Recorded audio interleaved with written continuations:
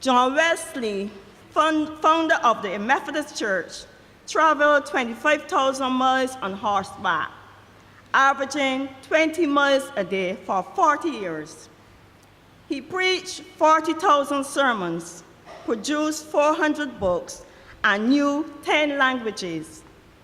At the age of 83 years, he was annoyed that he could not write more than 15 hours a day without his eyes hurting. At the age of 86 years, he was ashamed that he could not preach more than twice a day. He complained in his diary of an increasing tendency to lie in bed until 5:30 a.m. One word described Wesley's life: zeal. What takes up most of your time and energy? Do you spend hours each day watching television, on social network sites, and cannot find a few minutes for prayer and reading the scriptures? Would you rather lay in bed on Sunday mornings than attend services at your church? Are you more excited about the latest R&B artists than you are about the young, dynamic, Holy Ghost-filled preacher visiting your church? If your answer is yes to these questions, then, my brothers and sisters, maybe, just maybe, you are drifting off course. The fire that once burned so brightly in you is slowly going out. In Revelation 2, verse 4, Jesus Christ chided the church at Ephesus for the very same thing: lack of enthusiasm, being in place but not connected.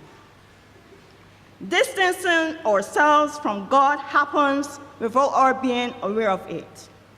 We become preoccupied, self-centered, and overcommitted.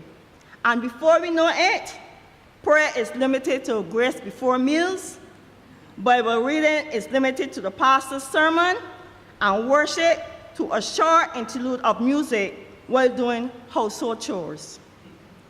Samson's was so gradual that he didn't even realize it was happening. You may ask, do we have to give up everything else in life to study the Bible full time? Of course not. We must, however, recognize that a consistent study of God's words is a vital part of our growth as Christians. It is the way we learn what God expects of us and the way to know God himself. Being disconnected from God is dangerous, and we become an easy target. It is during this time that the enemy preys mercilessly on us. It is, in fact, like a soldier all alone in enemy territory.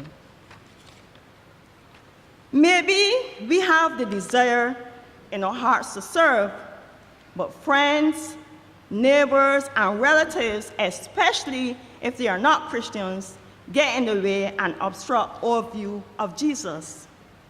We fear their reaction.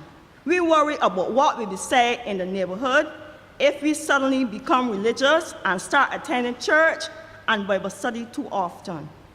Read our Bibles and go to prayer meetings. In Luke 19, we read the story of Zacchaeus, the tax collector. Zacchaeus was very rich, a big hindrance, but that did not stop him. He wasn't embarrassed to climb a tree. He wasn't swayed by public opinion. The crowd did not stop him, not even his fear of heights. Nothing, my brothers and sisters, stopped him. That bold step changed his life forever. Perhaps we have gotten so used to God's blessing that we decide we want something different and something more exciting. Maybe the rules of God's house seem too restrictive. Many of us today want God's blessings, but we don't want to obey his commandments. The cost of serving him just seems too high.